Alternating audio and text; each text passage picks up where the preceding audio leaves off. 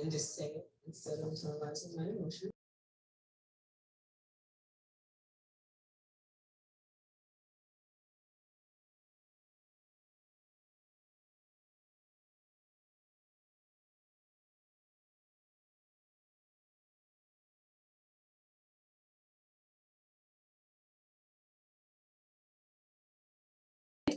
Hey there, anybody else on? Yeah, it's me. Hi. It's Renee. Hey, Renee. So hang on, that image. I'm trying to change my background. I'm hearing from board members that the link that I sent them earlier is not live and they can't get in until we start the meeting. So now that we're started, they should be able to get in. Okay. Let me see. I'm trying to turn.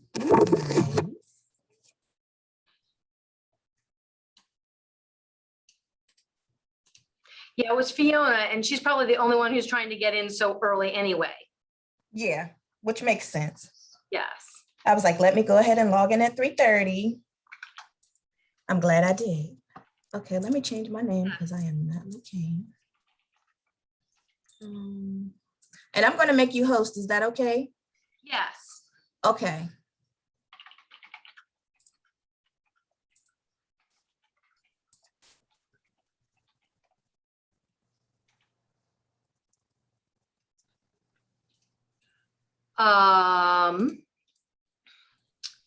What I wonder is about me making host is that,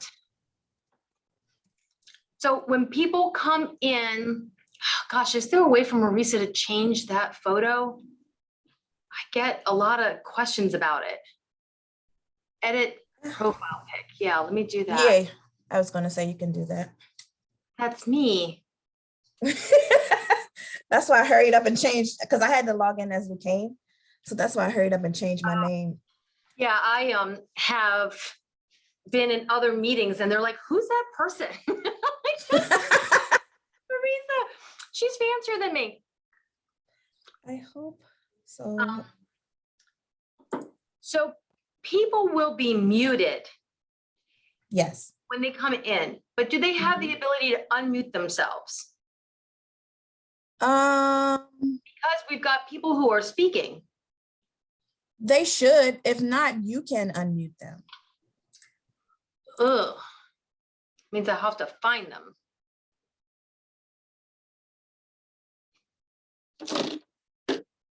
That is true. Yeah, I think that's the way we did it the last time. Okay, let me try here. I'm going to try and mute you. Hang on. Allow participants to unmute themselves, and that is checked. So see if you can unmute yourself. I am unmuted. Yay. Okay, good. And that way. Okay, good. That way, yeah, because I've got people introducing people, then people are going to say their own thank yous. Oh, my, earlier today, my hair was great, and now it's a lot of. It looks great.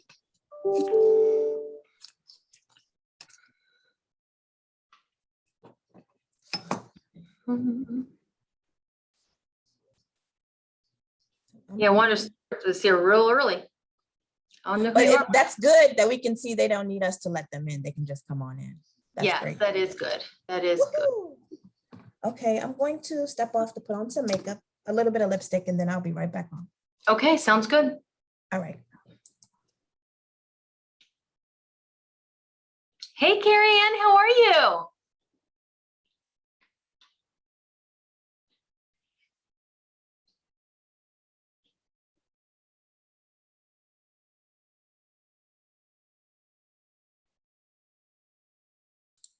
Hi, how are you? Nice to meet you. Nice to meet you too. Thank you. I was just saying, let me check and make sure everything is okay. Yes, congratulations. Oh, thank you so much. That's so nice of you. Yeah, thanks to you all. Of It's course. a of pleasure. course, It's of course. very humbling. Oh, well, that's the thing. All of us, we just work and we don't like always like sing our praises, right? But we work Yes, with amazing people. We work with like really amazing people. we So, do. And it certainly takes a village to do Yeah. what we do. That is so true. That is so very true. Well, just relax. We're here early just to make sure all the tech and everything is doing what it's supposed to do. And so, just Yeah. make Yeah, yourself sure. comfortable. I was just checking to make sure I'm okay Yes, with the link. So I'm That's just going to exactly jump what we're off. doing. Cool. All right. All right. Soon.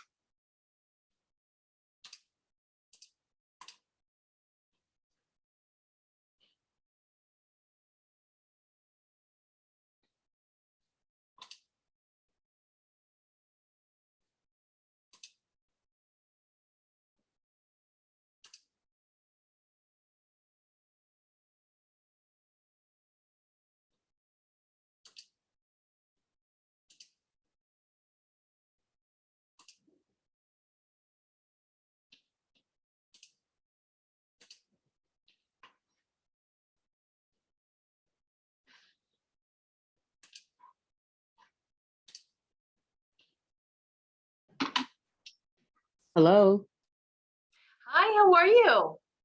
I'm well. Am I too early? You are early. You're an early bird, but that's okay. You can hang out. You can put your camera on, off and go get yourself a cup of tea. We're just here making sure that the tech works and you're not missing anything yet.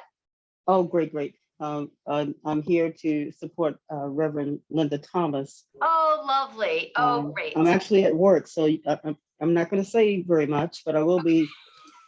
I will be on. You'll see my face. Okay, well, that's lovely. We love faces. We love faces. Yes, yes. Well, I think this is an awesome honor and well deserved by her. Yeah, oh, absolutely. And we got nominations for her from 2 different organizations. So we were Oh, like, really? yeah, from the church and also Zonta International. Yes. And so we were like, oh, okay. We got to take note of that for sure. Yes, God has her on display now. I love Well, I it. should say on display more. Yes, yes, Yeah, yes. she's an awesome gift to the kingdom and to a lot of women, myself included. Yeah, yeah. We need all the gifts we can get, right? Yes, we do. Yes, we do, Yeah. especially in these peril times. Yes, ma'am. With you 100% on that. Yes. Well, I'm gonna let you continue with your Okay. your prep, and thank you for your support, your service, and all that you do. Absolutely. Well, thanks for joining us, and I'll see you when we get started. Yes. God bless. Thank you.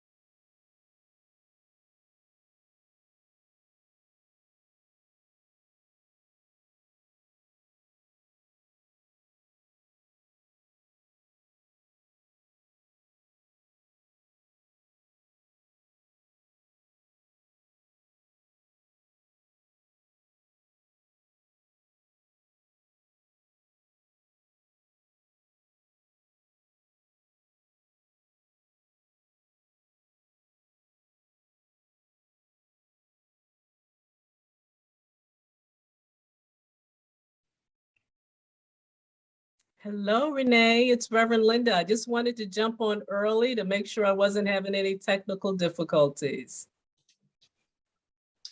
Well, Reverend Hi, Taylor, Rev. hello. It's not Renee, it's Jen. Hi, Jen. Hi, it's so nice to meet you. Nice to meet you as well. Congratulations. We're just so thrilled to be able to honor you. I was just talking to Wanda, who was here a little earlier. I think she's gonna come back at 4. She was also, Wanda Stewart, she was also testing just to be sure she could get in and everything would, fly right. Right. Yeah, Thank she, you she so was much. singing your praises also, so. Oh, thank you so much. I am so humbled and grateful. No problem.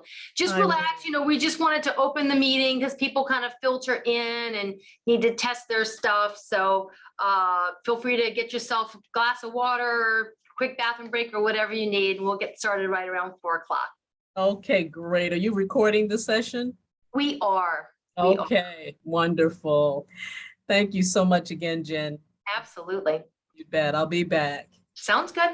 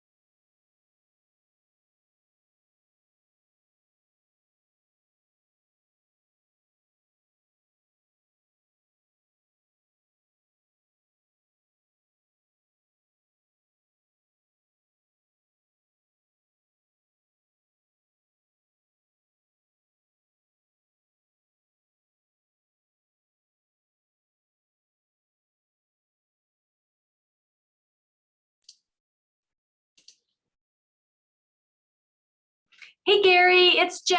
I just wanted to say hi. I saw your introduction in the chat there. We're just holding tight until 4 o'clock.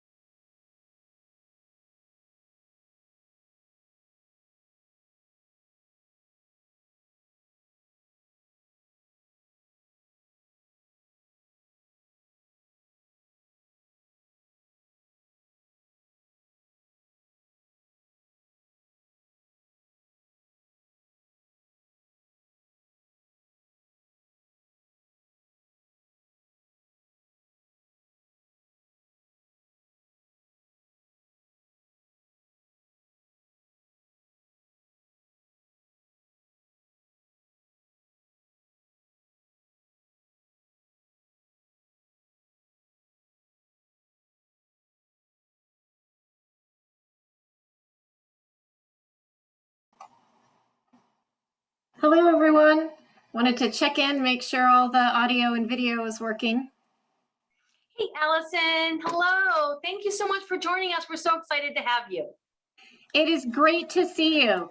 Things are like intensely frantic. By this time of the day, vocabulary is a struggle, so my apologies in advance, but it's because so many cool things are happening. It's really exciting.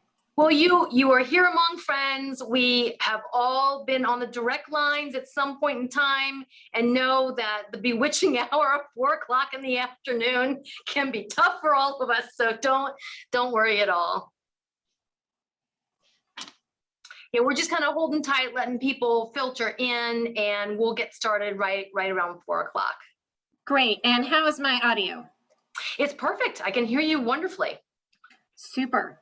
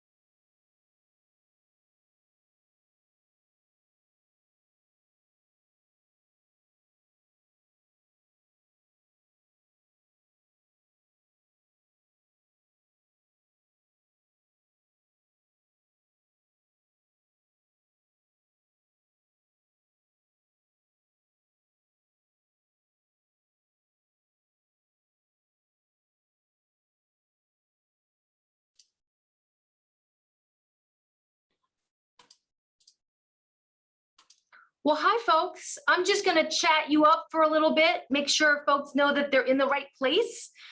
This is when I wish that we were in person, right? So we could like hug each other and catch up on things we haven't been able to catch up on for the last 2 years, right? But we're Zooming it again. And so we just want to make sure folks know that you are in the right place. We're going to get started in just a few minutes. Special hi to some of our awardees that I have seen that are joining us. Hey, Sarah, how are you? Hey, Rebecca, it's nice to see you. And I see that Susan's joined us. I already said hello to Carrie Ann. She was here a little earlier. And Susan, it's nice to see you. You were one of our awardees last year. So thank you for coming back to support the work that we're doing.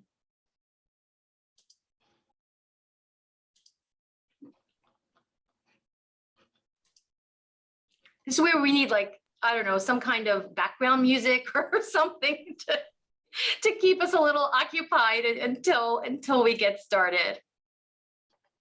It's always so hard to stop what you're doing, right, at the end of the day, because we're always trying to work on those last minute things. So we typically have folks join us just, right at 4, just a few minutes after. So we're just going to hold tight for more folks to join us.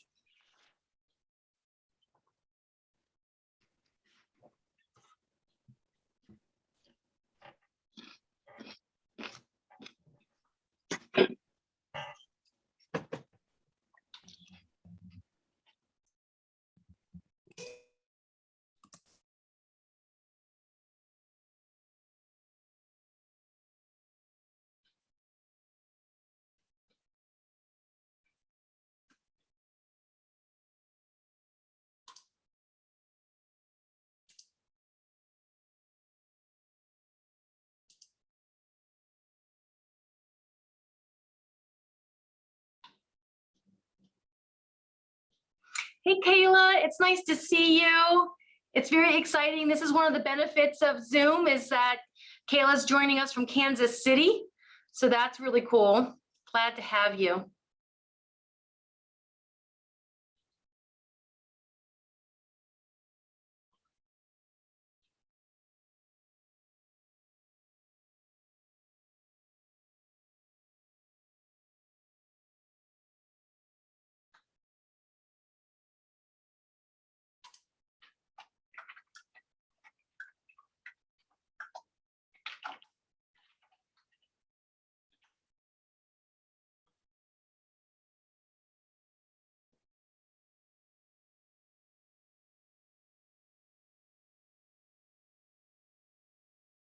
I think we'll wait just one more minute or two. I can see our participant list starting to tick its way up there as everyone shifts their attention for the day. So we're just going to hold on for just a moment and then we'll get started.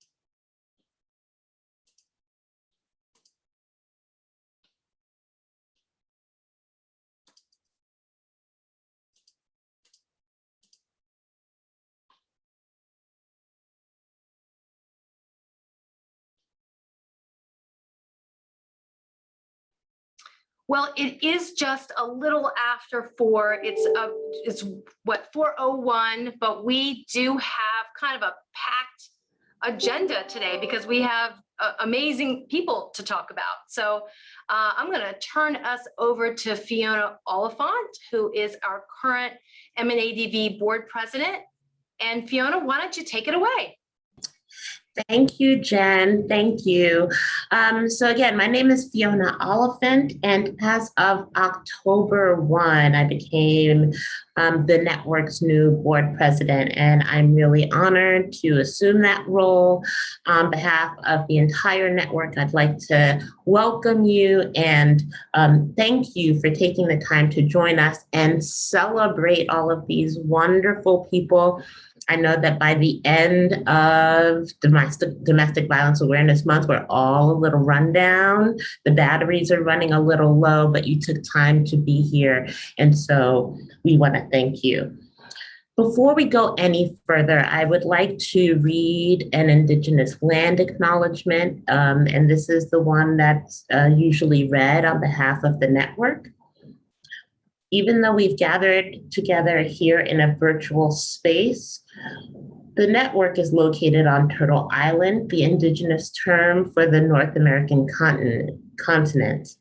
We are convening on the ancestral land of the Piscataway elders and ancestors who were displaced from this land.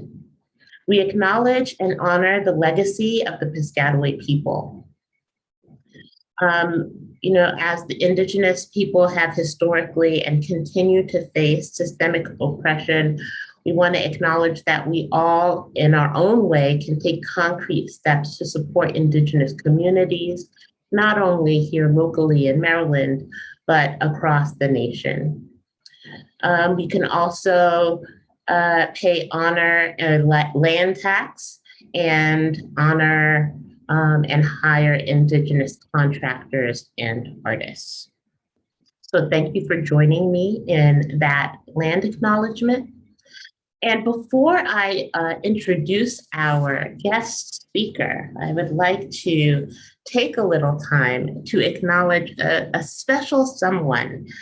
Inga, I saw that you were on the line earlier. If you could turn on your camera. Hi, Inga. How are you? I'm fine, thank you. How are you? I am fine, thank you. It's my honor to present you with a commendation on behalf of the network and the entire board for your long service as board president. We think it's since 2015, but it might be since the beginning of time because we've all been so reliant on your great leadership. So we wanted to take this time to acknowledge and tell all of you that Inga James has been serving as our board president since 2015. She stepped in without hesitation. She has led the board and network without complaint through some very challenging times. She has spent a lot of her time, in addition to being executive director of Hartley House, to shepherd the way of the network, leaning on her strength, her courage, and her strong moral compass. And so we just want to thank you and give you accommodation and give you a couple of moments to just say something to us. So thank you, Inga. Gosh. While you compose yourself, let's just all say thank you. Thank you. I know most of us were muted, but you can see our screens. Thank you. Thank you. Oh boy, I wasn't expecting this. I kind of jumped in my seat. In October, at the beginning of the month, I put out an email to remind people of a certain meeting that we had.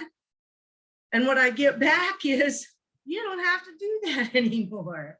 And it felt like surreal, really, because I've been doing this for a long time. But I just want to say, I want to thank Jen. I want to thank the whole board.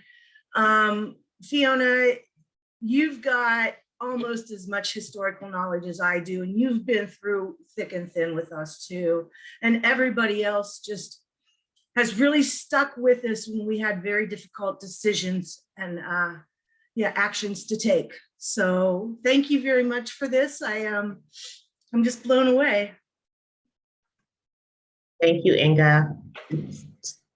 All of the cheers and balloons that you see couldn't be more deserved. Couldn't be more deserved. So given that, I have to make a quick pivot because as Jen mentioned that we are on a tight timeline here. We have a lot of people to acknowledge and honor. I'd like to take the time to introduce Allison Randall. Allison Randall joined OVW as the Principal Deputy Director in June 2021 and currently serves as OVW's Acting Director. Allison returns to DOJ after 2 years as Vice President for Policy and Emerging Issues at the National Network to End Domestic Violence. She previously served as OVW's Chief of Staff from 2012 to 2019. Allison has been actively involved in domestic violence and sexual assault issues for more than 2 decades, beginning her career as a direct service provider, in North Carolina and Florida domestic violence shelters. She worked within the federal government for 11 years, including at the White House in the Office of the Vice President and at the Department of Health and Human Services Family Violence Prevention and Service Programs. From 2000 to 2008, Allison advocated for victims at the national level, first at the National Coalition Against Domestic Violence, and then as the Public Policy Director of the National Network to End Domestic Violence. She played a key role in drafting and passing federal legislation, including the reauthorizations of the Violence Against Women Act in 2005 and again in 2013, as well as the Family Violence Prevention Services Act of 2010.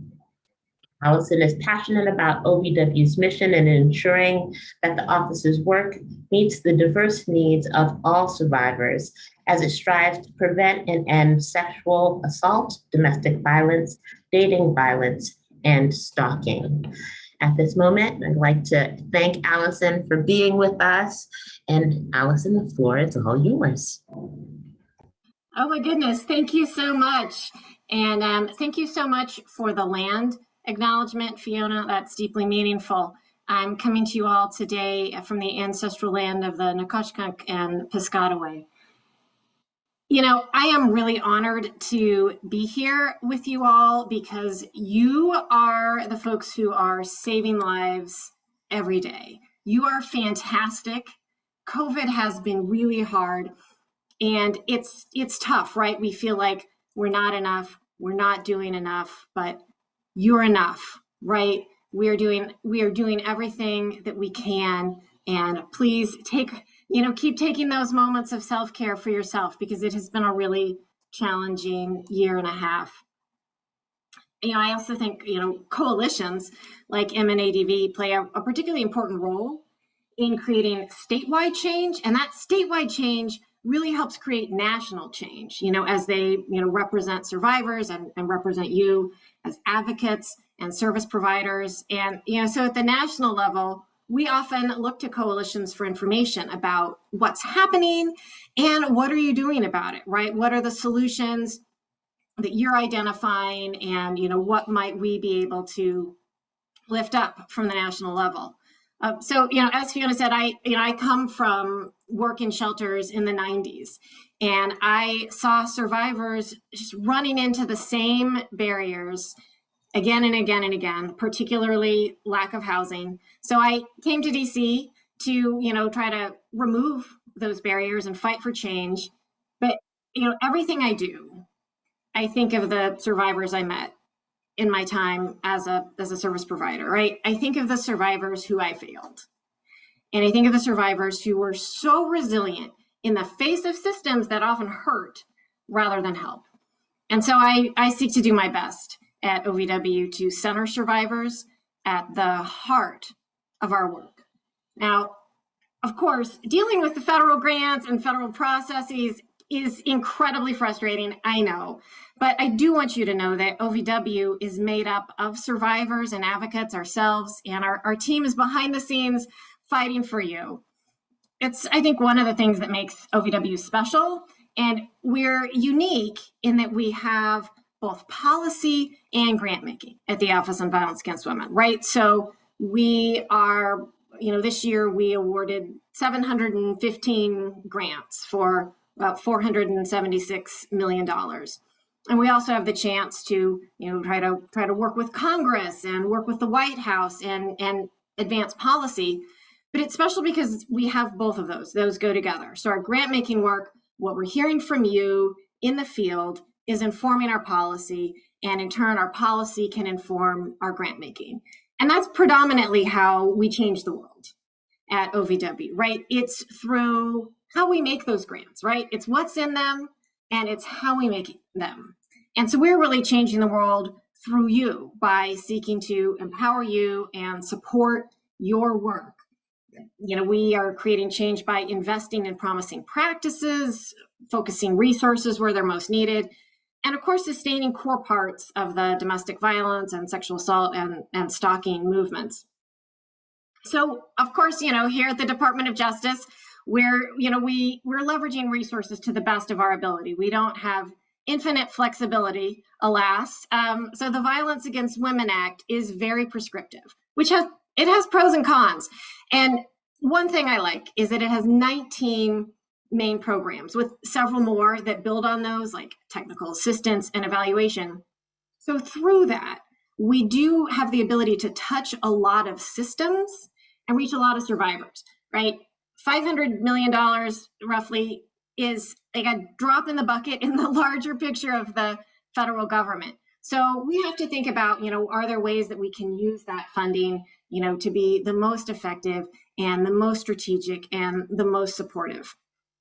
Our position and the fact that, our grants are in so many different areas also gives us the chance to work with our fellow federal agencies and perhaps improve each other's work as part of that.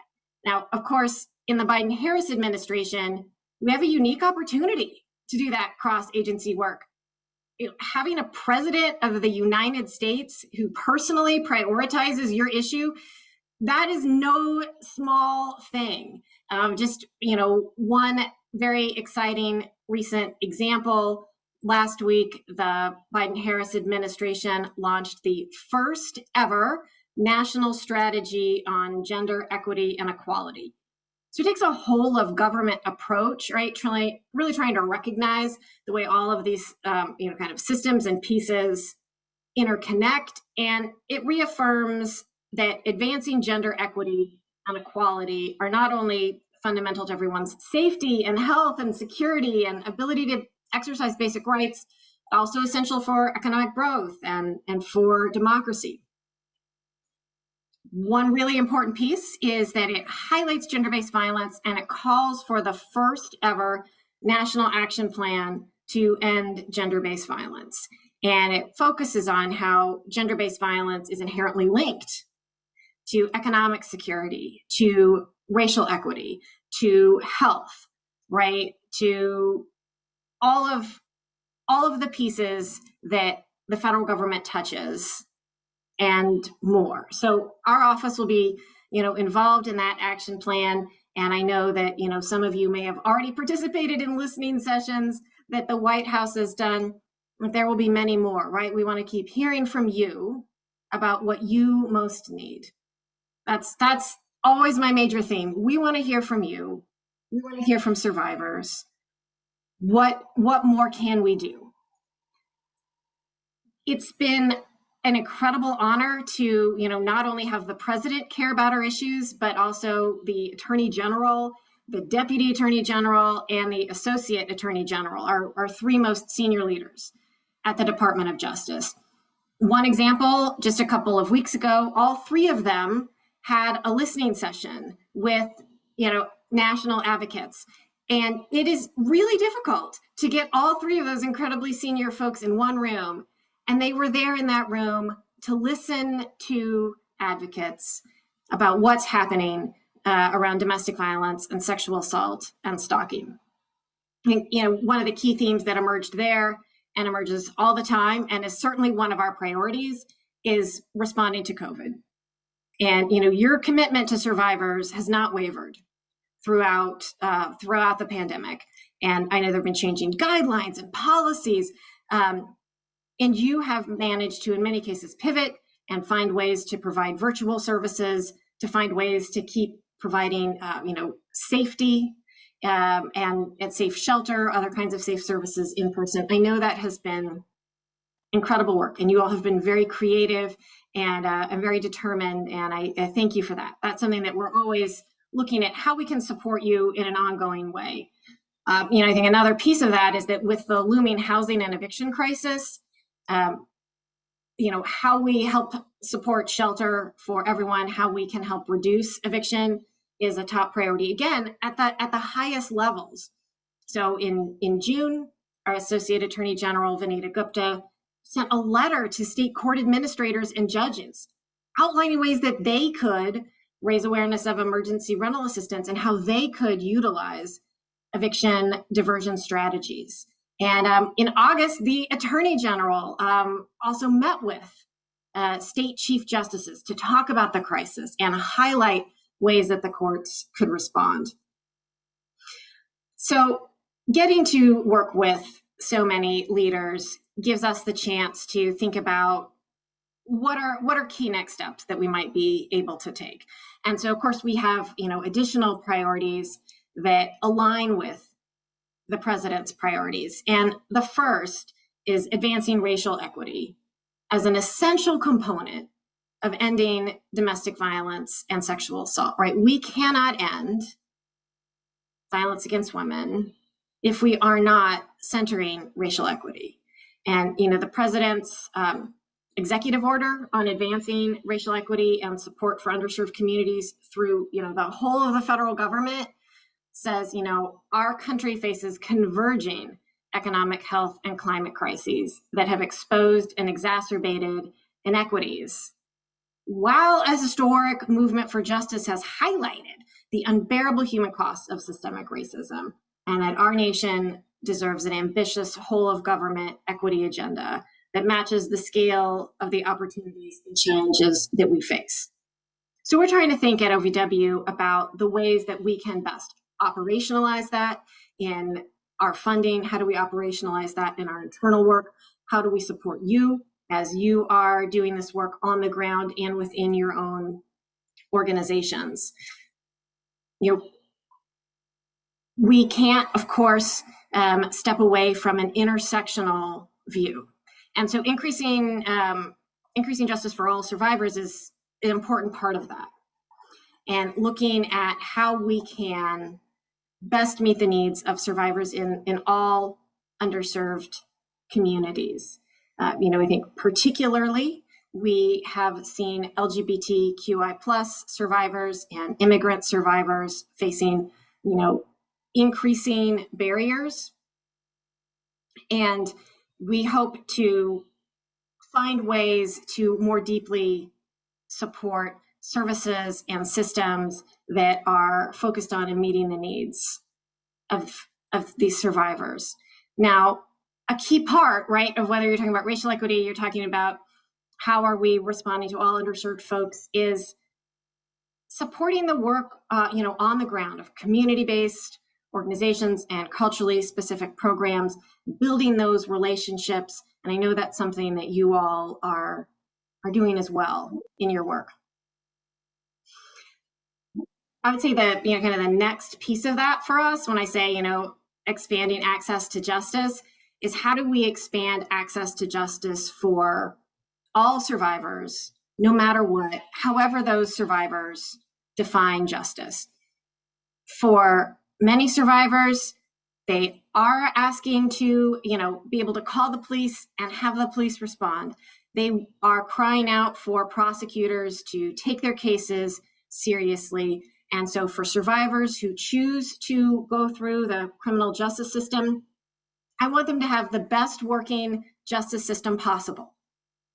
For survivors who do not, who are, not going to contact police for many very good reasons, for whom they have said, that this approach of retributive justice isn't what I want, right? That's not going to be justice for me.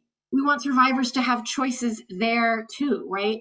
And so are there ways that we can create additional options for survivors, look at restorative justice, look at alternative justice, look at, kind of community-based responses, community violence intervention, so that people have another option besides, just calling 911. So that's a big picture piece. And, it's exciting to see other parts of the Department of Justice are really digging into this. The Bureau of Justice Assistance just had, a large convening on community responder models to violence, for example. But, it's crucial to me that whenever we're talking about things like criminal justice reform, that the voices of survivors be central, right? In that both survivors are, calling for options and calling for change and calling for reform. And second, right, when you are working on that, if you don't center survivor safety, those approaches won't succeed. And so we want to make sure that, survivors' voices and, you all as advocates and experts are at the heart of our work, whether that's at the national level or at the state and local level. Sexual assault is another ongoing priority, which is not to say that in any way domestic violence and dating violence and stalking are less priorities. I think we are particularly seeing the way that sexual assault, remains the most underreported violent crime, and that the majority of cases that are reported are dropped at various stages of investigation and prosecution. So we want to be thinking about sexual assault when we're thinking about all of these pieces, right? How are we creating these additional options for restorative justice? Sometimes folks are only thinking about domestic violence in that context. So we want to be sure that sexual assault is also lifted up and highlighted and centered. The last priority I'll mention is expanding economic justice. One thing I'm excited about with working on economic justice is that it's not just an incredibly important tool for supporting survivors right now. It can also be a tool for prevention, right? The Centers for Disease Control has research out saying that, when you create economic stability for individuals and for communities, you help prevent domestic violence and sexual assault. And again, when we talk about choices, that we want survivors to have choices, because survivors know what they need to stay safe.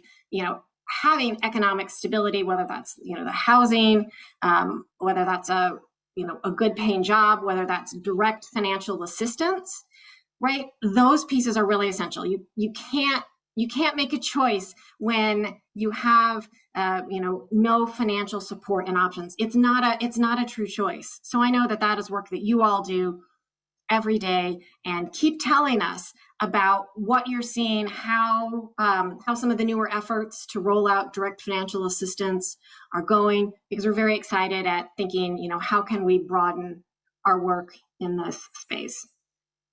There's lots of ways that you can inform OVW's work. Like we have a conferral process, and I particularly want to urge you all to think about becoming peer reviewers.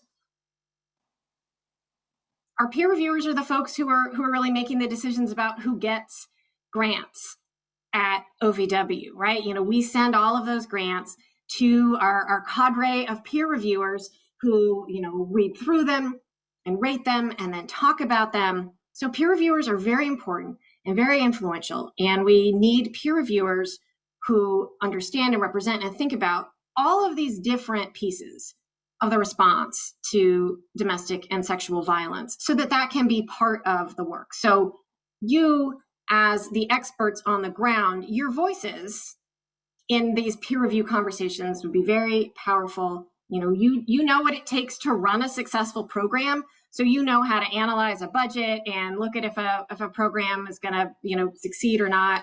So, go to our website. If you Google OVW, you will go right to Ohio Valley Wrestling.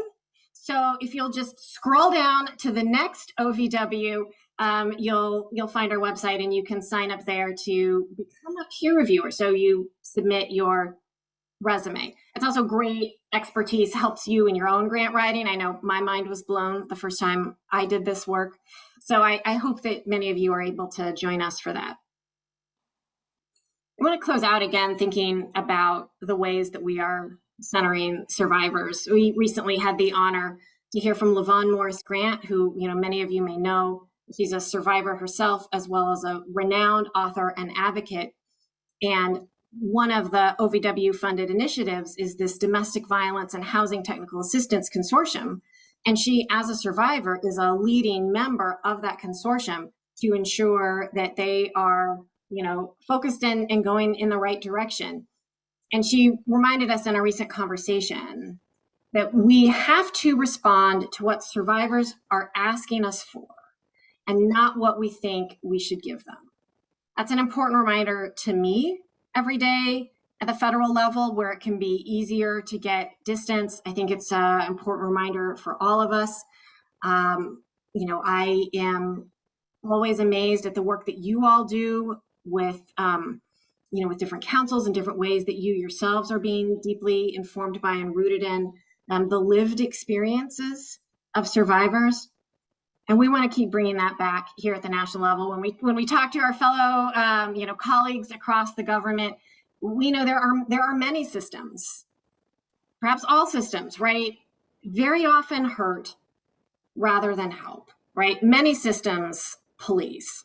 And so again, we have to keep saying to ourselves, we need to respond to what survivors are asking us for and not what we think we should give them, and be sure we are building in ways to hear from survivors. So I'm looking forward to, connecting with you and other coalitions and other service providers, over the next 3 years, so that we can keep hearing that feedback and hearing from you and being led by you in the field. So thank you very much. Thank you so much, Allison. It is just so fantastic to hear the work that OVW is doing. The fact that our government takes these issues seriously, funds these initiatives and invests in leadership from the field, which is so obvious by your comments. It really makes all the difference in the world. There's so much to be done for survivors of intimate partner violence, and local programs and coalitions couldn't do that without your critical partnership. So thank you so very much for all that you do and the leadership that you bring to the federal level. We're just deeply appreciative of your efforts and your time this evening. Thank you so much. I hope to just be able to continue to serve all of you and serve survivors. So thank you, and have a wonderful rest of your event. I won't crash the event. That seems rude and invasive. You might want to make smart remarks about the Department of Justice, and I support your ability to do that freely. So thank you all so much, and I look forward to seeing you again soon. Thank you. So I realized I actually need to back up a little bit and introduce myself. Hi, I'm Jen Pollitt-Hill. I have the honor of serving as a network's interim executive director. And certainly I want to add my welcome to Fiona's, that we're so glad that you've joined us today. We love to hear about the work of OVW at the federal level. And we're really here to come together to really celebrate the amazing work of our colleagues on the local level. So we're glad that you could join us in that effort. As in years past, we've come together to take stock of the work that we are doing and really to uplift those among us who have really given their best to help make the burden that survivors experience just a little lighter. Many of us have been part of this movement for a long time. Some of us might be a little newer to the field, but regardless, we all know how all-consuming the work can be and how overwhelming it can be from time to time. So it's important that we take this time to step away from the daily grind, honor the depth and the meaning of our work, and really re-energize ourselves so that we are able to continue to bring justice to the world. And so in that vein, we take time to recognize our 2021 Maryland Network Against Domestic Violence awardees. So let's get in there, let's do it. So our first category that we want to discuss is our Community Partners Award. Nominees for this award have demonstrated a track record as a community member of either providing exceptional support to the domestic violence community and or to survivors themselves. And this year, we are really happy to recognize Reverend Linda Johnson Thomas, who has the distinction of being nominated by more than one organization for this recognition, the First Baptist Church of Glenarden and also Zonta International. Reverend Thomas is a phenomenal leader and a true fighter on the front lines of domestic violence. She is the brainchild for the domestic violence ministry at the First Baptist Church of Glenarden, which has been in existence for over 15 years. During that time, Reverend Thomas has led the ministry in educating church leaders and community leaders, county politicians, and judges. She holds monthly support groups, annual women's conferences, and regularly participates in domestic violence programs at churches and other organizations. She's testified in Annapolis about the importance of demanding that domestic violence perpetrators relinquish their firearms. And she also led the initiative to create the Prince George's County Family Justice Center in Upper Marlboro. She's been tireless in her efforts to address domestic violence by promoting healing for survivors and accountability for offenders. Thank you, Reverend Thomas, so much for your service. Would you like to say a few words? Oh my goodness. I am just extremely, extremely humbled and grateful for this award. If you cut me, I would bleed service.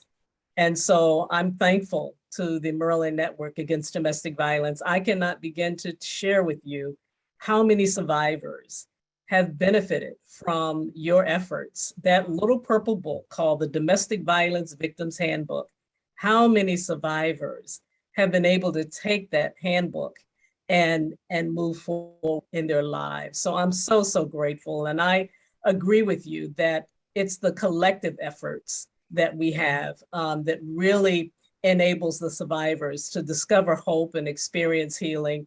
And I too believe that collectively, we can create a world that's free from intimate partner violence. I want to thank the faith-based community, my pastor, Pastor John K. Jenkins Sr.'s, and my First Lady, Trina Jenkins, who really enabled us to move forward with this ministry. Our mission and vision is to educate and empower survivors of domestic abuse. I'm very, very grateful. We realize that the faith-based community plays a very unique and pivotal role in the effective response to domestic abuse. And that is because survivors will come to us before or in lieu of a community-based program. So it is imperative that we in the faith-based community know how to respond. There's so many partners on this call that I could say thank you to. My right arm, my assistant director, Letha Mayo, who works tirelessly in the dissemination of information for our support groups and our red flag conferences. Thank you for this nomination. It is from a grateful heart for all of our FBCG, First Baptist of Glenarden volunteers, Evangeline, Shanae, with Nia, and those who work, Wanda Stewart, those who work with the Family Justice Center. I am grateful.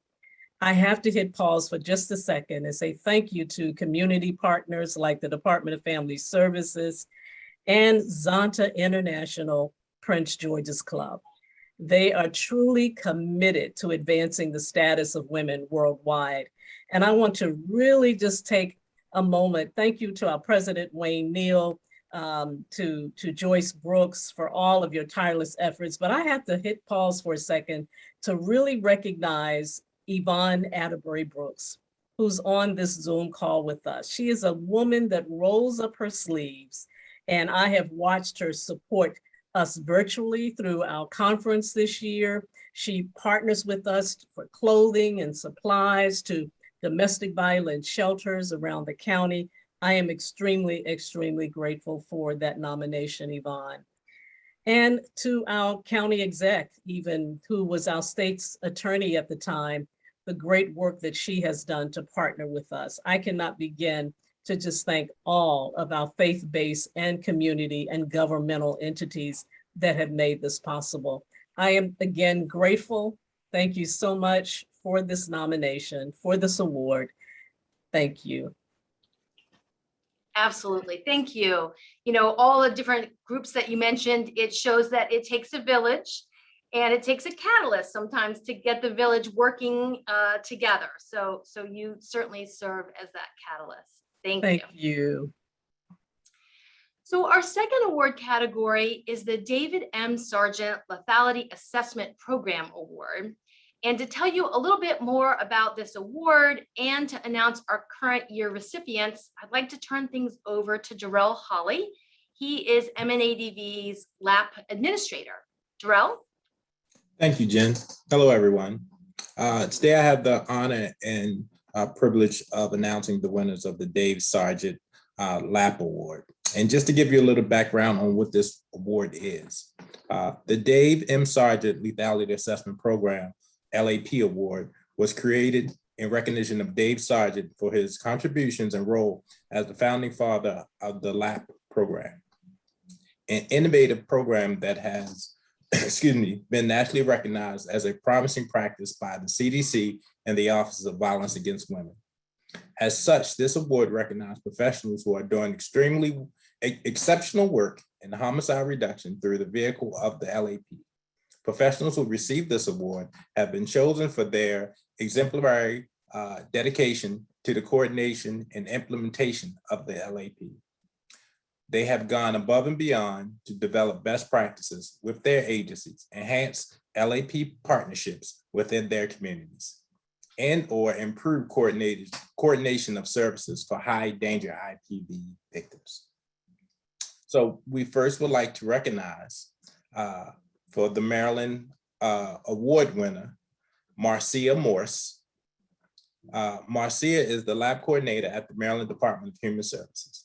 In the past year, Marcia has sought to strengthen the lab response within DHS. She has demonstrated great concern for providing support to all DHS statewide LAP coordinators by highlighting the importance of utilizing the LAP during workers' interactions with survivors. She also works to bridge gaps and strengthen the LAP community within DHS by facilitating statewide meetings alongside MNADV and by providing opportunities for engagement and technical assistance. Thank you, Marcia, and congratulations for your achievements. Would you like to say a few words?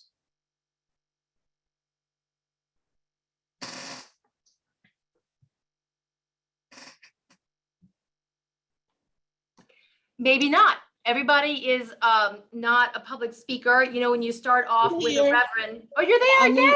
Yay. Go for it. I think I was having some technical issues trying to unmute. Excellent. Daryl and Lena. I'll just say a few quick words. But when I received the notification, I had to check a few times just to make sure it was intended for me. I was very surprised and truly honored. IPV and LAP is really something I hold near and dear to my heart. It just so happened that it aligned with the job that I agreed to a year and a half ago. So, I really just want to say thank you. I did not feel like, the work that I do behind the scenes, really went noticed, and not that it was being done in order to be noticed, but, I really appreciate that. And, it really gives you a really good feeling and a kickstart to do even more work, or even, really encourage others to see the importance of completing LAP screens and whatnot, not just because there's, the data behind decreasing the homicide rates by getting to victims sooner, but as a CPS and family preservation staff, we show the legitimacy behind fast acting, fast screenings, and connecting those survivors to DVSP, decreasing child maltreatment. And that's what we're about. So again, just on behalf of myself, CPS and Family Preservation and the Social Services Administration, it's really heartfelt, and I will stop talking before I get emotional. So thank you so much. It's okay to be emotional, and it's well-deserved. Your work is never not recognized, and we know that sometimes the monetary gains in this field may not exceed our expectations, but just know that the love and support that we have to share with you is legitimate and it is warranted. So thank you, Marcia, for all the work you have done. All right, so we're going to move on to our next Dave Sargent Award. And this award is for a national implementer. And this National Lap Award winner is Kayla Waller. Kayla is the lab coordinator for Rose Brooks, a domestic violence service provider in Kansas City. Kayla has demonstrated great advocacy using the LAP and her work with survivors on a daily basis. This past year, Kayla has sought to connect with survivors even more and hear their experiences with the LAP to strengthen and improve the response process. Kayla has also sought to investigate and connect with other groups of survivors, such as those experiencing homelessness and its effects on lethality, as well as bringing the LAP to their community partners. Kayla, we are grateful for you. We're grateful for your efforts and congratulations on your work. Would you care to say a few words? Sure thing. Hi there, my name is Kayla. Daryl and Lena, thank you so much for this honor. As Marcia said, I was also taken back. I got the email and I walked over to my coworker's desk and I was like, I think I just got an award. So it was a huge surprise. So thank you so much. And I've really enjoyed the work that we've done this year, and I look forward to continuing to do that work with you guys. What an honor and a privilege to be in the room with Rose Brooks Center, the people that work alongside me, as well as just amazing leaders in the domestic violence movement and sexual assault as well. I was exposed to the LAP program when I was an advocate first, and I've used the tool to facilitate authentic conversations with survivors just about their safety and my concern, and used it to guide a lot of my safety planning with survivors. I was excited to step into this position in 2019 at Rose Brooks Center, and I honestly had no idea what I was walking into. I really didn't understand what my role was, but it's really come together quite nicely. And I've grown so much from the staff at Rose Brooks Center. I specifically want to thank Lisa Fleming, our CEO here. She was a part of the implementation. She's on the Zoom. She was a part of the implementation in Kansas City in 2009. And she continues to breathe the passion for LAP here at Rose Brooks and in our community. I also want to thank Tanya Draper-Douthit, who's our COO at Rose Brooks Center. She has been my direct supervisor for the last few years, and she continues to be a wonderful example of excellence and continues to remind me that being a leader is not a position, but it is just a matter of being and stepping into those things. And Annie Struby, who's our coordinated community response. We have the blueprint for safety here in Kansas City. She has taught me so much about the criminal justice system and just systems advocacy in general. And she's taught me so much. Captain Hahn, who is the coordinator at KCPD right now. She continues to be a huge champion for survivors in our community. And the LAP sergeants that also I work closely with at KCPD. Rose Brooks Center has taught me the importance of having an audit attitude. This has enhanced my ability to interact with all stakeholders in Kansas City, everyone that is impacted by domestic violence.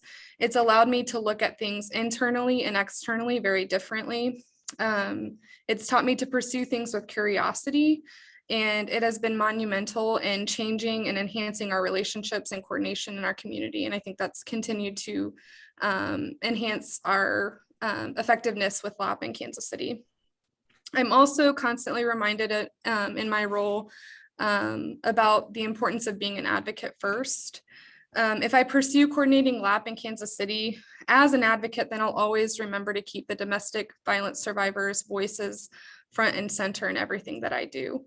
And that's what really keeps me grounded and centered in my purpose and why we do, because this work isn't easy, and it keeps me centered in that. And a special thank you to all the advocates that work with me at Rose Brooks Center and around the world here within the Zoom as well, because my connection to you guys keeps me encouraged and hopeful. It keeps me joyful, resilient, and again, grounded in my purpose, which is to help those survivors in our community and to work towards breaking the cycle of domestic violence. All of these components have strengthened our LAP community in Kansas City. I'm excited to continue to improve the effectiveness of LAP in our agency within KCPD, and then also expanding it to other community partners. We've got a lot of really great ideas in Kansas City, and I'm excited. And in closing, I just want to share a quote from a survivor, again, just to keep me focused. That helps me, and also just to remind us all why we are here. For our 10-year anniversary here in Kansas City, I met with a lot of survivors, and one survivor shared with me, once the LAP program started, it connected me to someone who could help me leave and stay safe. Connecting to resources and learning about domestic violence will follow me forever. An ex parte does not give me knowledge, but services do. It's life-changing, and I didn't know half of what I know now. And that's something that I really carry with me as I continue to do this work. Thank you guys so much for this amazing honor. I don't take it lightly at all. Thank you, thank you. Thank you. Thank you, Thank you, Jarrell, Brenda. for introducing us to these two amazing women doing LAP work. And, I'm struck by both of you saying sort of how surprised you are. And this is the point, right? This is the point of having this kind of an event, because we have many unsung heroes, and your praises deserve to be sung loud and clear. So thank you so much. And in that vein, we want to continue to honor domestic violence advocates. And we have a specific domestic violence advocate award. This is really exclusively for staff or volunteers or board members from our affiliated local domestic violence service programs. And it recognizes the nominee for their outstanding efforts and contributions. It's for someone who really goes above and beyond their job duties to make a real difference in the lives of the survivors they serve. So this year we had such great nominees, and so many, we couldn't just pick one. So we actually have 3 chosen recipients. So I want to tell you first about Sarah Chavez. She's from the Hartley House in Frederick, Maryland. Sarah began her tenure at Hartley House as a crisis worker on the 24-hour hotline, and then became the service coordinator in the shelter. Later, she transitioned to the legal department as a bilingual victim advocate, where she accompanied victims to court, assisted in translation of court filings, helped prepare cases for court, and made appropriate referrals. During that same time, she also interned at the Frederick Health Hospital, where she assisted victims of domestic violence in the emergency room. So then in 2019, because she wasn't busy enough, Sarah decided to go to school and get her master's in social work. So now with that master's in social work, she then transitions over to the Hartley House Counseling Department, where she is able to provide individual and group counseling to folks. She has the remarkable experience of working in 4 different departments and the hospital during her 7-year tenure at Hartley House. And these experiences helped her to not only counsel clients about domestic violence, but also allows her to help them with emotional support through court litigation and medical issues. Basically, she's your girl. She's got you no matter what's going on with you. She is an exceptional advocate for victims of domestic violence. Sarah, congratulations. We're so very proud of you. Would you like to say something? Thank you so much. It's an honor, and I appreciate all my friends and family that could be here to support me receive this today. Thank you, Inga, our executive director, who truly believes in me and supports me in my efforts to reaching the Latinx community. So thank you guys, it's an honor. Thank you. So our second DV Advocate Award goes to Rebecca Grabinich from JCADA, which is the Greater Washington Jewish Coalition Against Domestic Abuse. And I actually couldn't describe Rebecca any better than the words from the folks that nominated her. So I'm like straight reading from her nomination form, because there's no departing from that. They write, Rebecca has demonstrated more devotion, compassion, and dedication for this job than I have ever seen before. She has not only dedicated herself to empowering and uplifting the lives of the survivors she advocates for, but she truly uplifted and enhanced our organization as a whole. Rebecca approaches every case she takes on with empathy, warmth, and strength. Rebecca is never hesitant to go above and beyond for any of her clients or colleagues. I have not only been able to witness firsthand the ways in which Rebecca uplifts and empowers Jakeda's clients, but I have received tremendous amounts of positive feedback.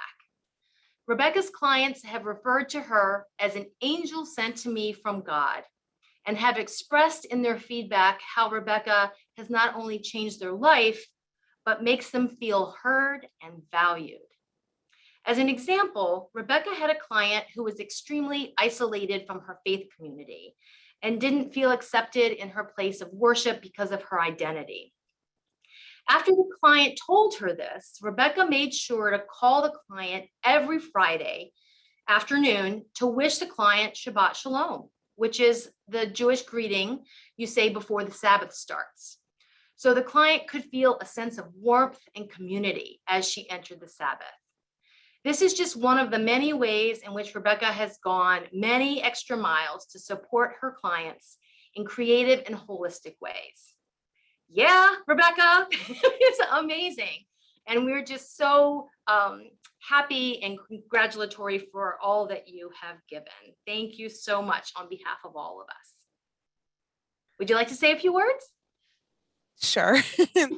And thank you, Jen, for reading that. I had read it just a few days ago, and I only started tearing up now. So thank you to MNADV for the honor of this award. I want to give a special shout out, a thank you to my supervisor, Tova Zim, and then to my support system, my friends and family and colleagues on this call right now.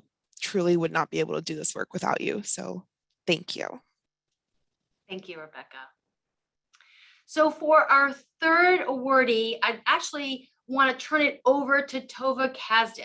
She is the director of the Elder Safe program, the Elder Safe Center at the Charles E. Smith Life Communities, which is also a sponsor of this event. Tova is going to introduce our last and final DV Advocate awardee. Tova? Thank you, Jen, and congrats to all the awardees today. It's such a wonderful time to be among such great people. It's my absolute pleasure and honor to talk about our beloved colleague, Carrie Ann Alabar, who's our program manager at the Elder Safe Center. Carrie Ann has been in this role since 2015, and she truly is exceptional. I've never worked with anyone who is really the epitome of grace under pressure. Our elder abuse cases are absolutely complex. There are many plots and twists and turns, especially during the pandemic. And Carrie Ann is just unbelievable each and every day. She keeps the clients front and center and really just is able to charter these waters with incredible, respect and elevation of the client's needs at every turn. Carrie Ann has amplified the work of our program by helping us start our holistic therapy program, which is trauma-informed yoga, music, and art. And this has been just an incredible innovation to many of our elder shelter clients, many of whom have cognitive challenges and can't always respond to traditional psychotherapy. So through Carrie Ann's great work and excellence in serving our elder shelter clients, we really have seen amazing outcomes in her almost 7 years with us. So with that, I'm so grateful on behalf of my team and Sydney Palinkas, our wonderful manager for community outreach and education, joins me in really congratulating our colleague Carrie Ann Alabar on this great honor. Yay, thank you, Tova, and congratulations, Carrie Ann. Thank you. The floor is yours. Oh, thank you so much. Thank you, Tova, for this wonderful introduction. I can't thank you enough. This really means a lot coming from you, a true champion in the domestic violence field. Just want to also say a huge thank you to the Maryland Network Against Domestic Violence Awards Committee. I am so grateful and honored to be the recipient of this award. It is definitely a highlight of my professional career. And I also want to say to the other nominees, award winners, colleagues in the field, and just everyone who's sharing this space with us today, thanks for all you do day in and day out to support and improve the lives of domestic violence victims and survivors. As you all know, it truly takes a village to do the work that we do. And finally, special shout out to my colleagues, my director, Tova Kasdan, of course, Sydney Palinkas, and also our broader team at the Charles E. Smith Life Communities Campus. I could not do this work without your daily support. To you all, and also to my family as well, who's on Zoom here with us supporting. Thank you, thank you. This would not be possible without you all. Thanks. Excellent, thank you. You can see why we couldn't pick, right? You can see these are amazing women. I feel really proud and I had nothing to do with it. I just am just grateful for all that they are contributing. So next we want to, yes. I wanted to let you know that Delegate Learman has to leave at 5 o'clock exactly for a hearing. Okay, well, we're going to do things a little backwards. We are going to let Delegate Learman speak, and then we'll give her her award after she leaves, because we can talk about all the fabulous things she does when she's busy doing her hearing. So Delegate Learman, congratulations. Thank you. Thank you. I'm so sorry to do this. We have a hearing on education starting at 5 p.m. in Baltimore City, and I chair the education subcommittee, so I just can't be too late. So sorry about that. But I'll be very brief and just say thank you. I mean, you all are doing such important work each and every day. And I think it's really important to have events like this to celebrate the work that you're doing, to celebrate the work that we're all doing, because it's really challenging out there. And this is really, really hard work. And you are making a difference in so many people's lives. And for me, I just feel really honored to be able to be your partner and to help whenever I can. We've had some big successes, the Child Sex Trafficking Screening and Services Act, Legal Representation Fund for Title IX proceedings at colleges and universities, working with all of you on bills to do safe harbor work. I just want you to know how much I appreciate the work that you do, that you will always find a champion and a partner in me, and that I look forward to continuing to work with you to make sure that voices of survivors are central to everything that we're doing, and that we're making sure that we help survivors achieve stability and empowerment. Including economic empowerment. I'm a state delegate now. I'm running for another office that I won't say, but part of that is really recognizing that we need statewide elected officials to champion the work that you're doing, to work and meet survivors where they are so that they can fulfill their potential. And you all are doing that important work every day. So I was really surprised when I got this award, but really, really touched. Because I'm just honored to be counted among all of you, the other awardees, but also everybody on this call, because you're doing such important work and it means a lot to me. So thank you for all that you're doing. And thank you so much for this award. I look forward to continuing to work with all of you. Thanks. Thank you so much. We will sing your praises in your absence. And thank you for continuing to do the amazing work you're doing by leaving and doing it. So thank you. Thank you so much. Take care, everyone. Bye-bye. Yeah, right. So this is what we do as advocates. We go on the fly, right? So we'll just switch things up. And so we're going to just backtrack slightly. We're going to come back and talk about Delegate Learman in just a minute, but want to focus at the moment on our Leadership Award. So our Leadership Award is designed to highlight a person who has a demonstrated track record of success in leading statewide, regional, our community-based systems advocacy work that really aims to improve the response to domestic violence and work towards the elimination of domestic violence.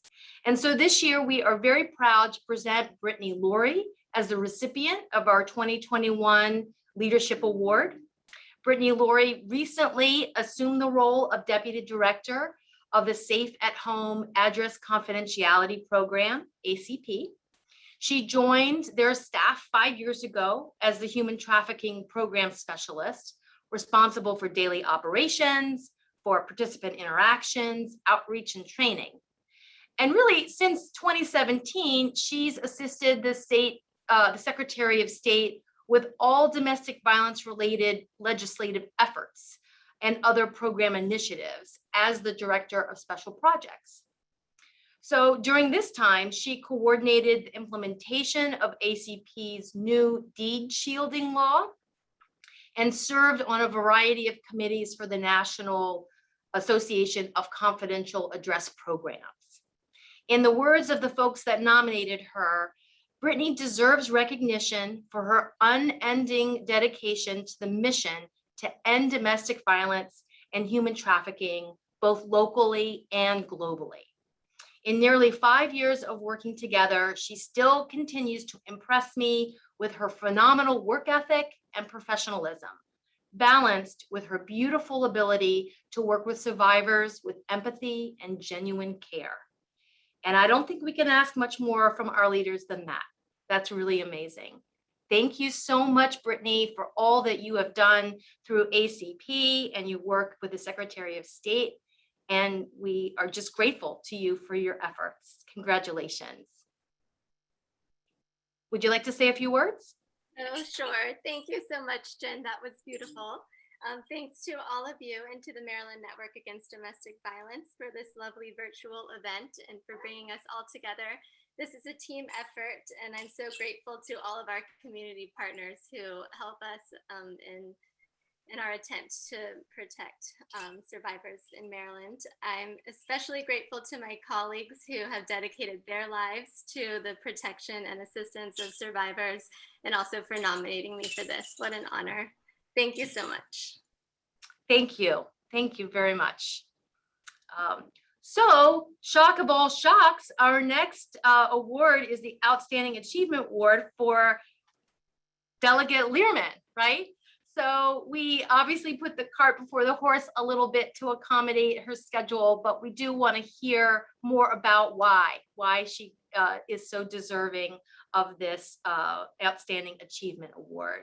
So I'm actually going to turn it over to Melanie Shapiro, who's MNADV's Public Policy Director, to talk to us a little bit more about why we sing the praises of Delegate Learman. Melanie? Thank you. Good afternoon, everybody. I am honored to award Delegate Brooke Learman with this year's Outstanding Achievement Award. There are many reasons why Delegate Learman was nominated and selected for this recognition. Delegate Learman has used her ability as an elected official to advance the needs of countless Marylanders, including survivors of domestic violence. I'm going to provide you with some of the many highlights of her accomplishments over the past few years, some of which she already mentioned. In 2018, she was the lead sponsor of the Public Safety and Violence Prevention Act, which established the Maryland Violence Intervention and Prevention Program Fund. This fund supports effective violence reduction strategies. We must address the root causes of violence if we hope to end domestic violence. In 2019, Delegate Learman sponsored and led to passage the Child Sex Trafficking Screening and Services Act, which created the Regional Navigator Program. With the overwhelming intersection of sex trafficking and intimate partner violence, the program established from this legislation provides critical services to some of our youngest victims.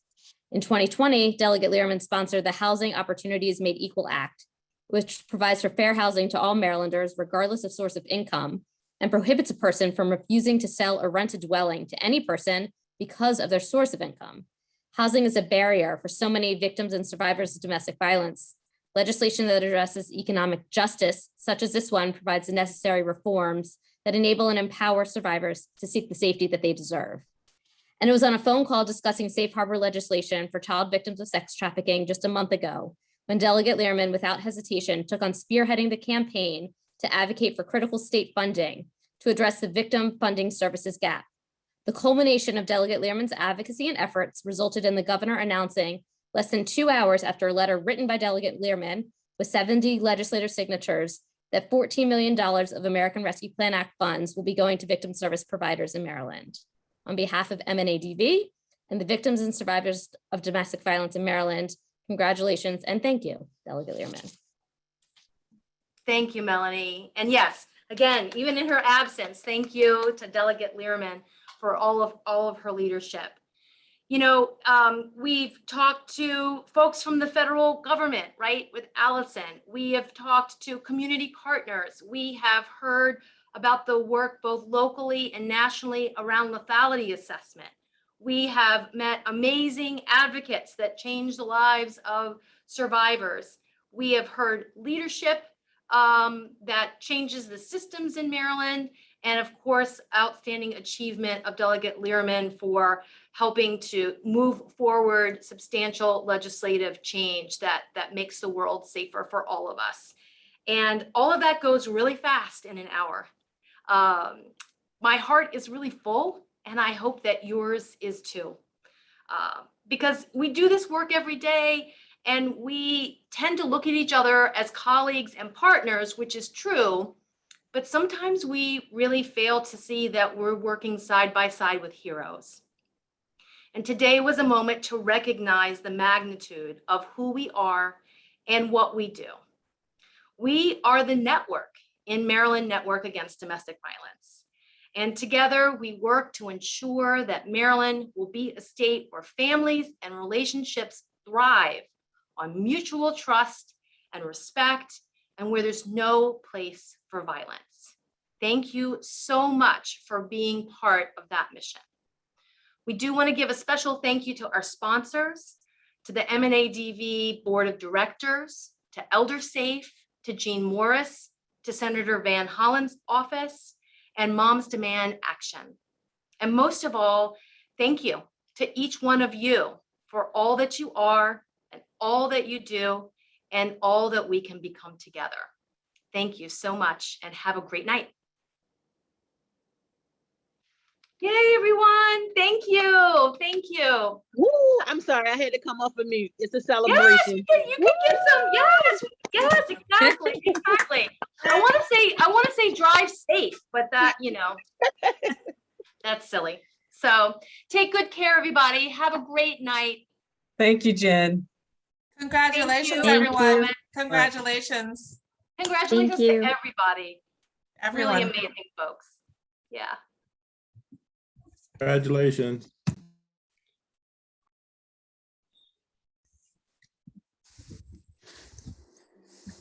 And that's the end. Congratulations to everyone. So MNADV staff, I am having, my Zoom is revolting on me and I Oh, she's still cannot on. close out the meeting. I can't leave either. I'm not quite sure what's going on.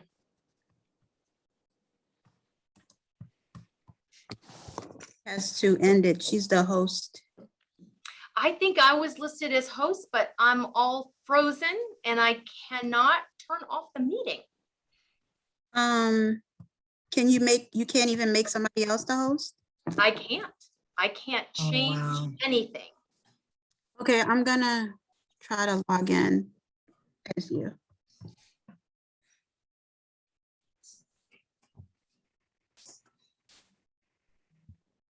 Did you try stopping the recording first? Or Yeah, I can't, do I anything? can't do anything at all. Press Control Alt Delete. And it should be a box that pops up that kind of shows you what programs are running on your computer. Do you see that? I could hit the task manager. Yes, that's the task manager. Okay. So maybe try So- closing a few things and then and see if it'll let you come back, show back up.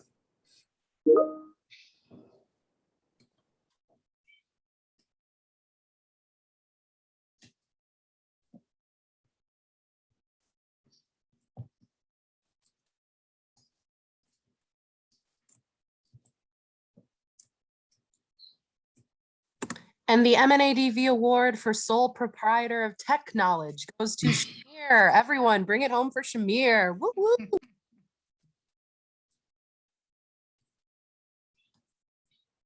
Still frozen, Jen? Yes, she's frozen. Are you're using your account, Jen? Okay, so I think if everybody leaves though,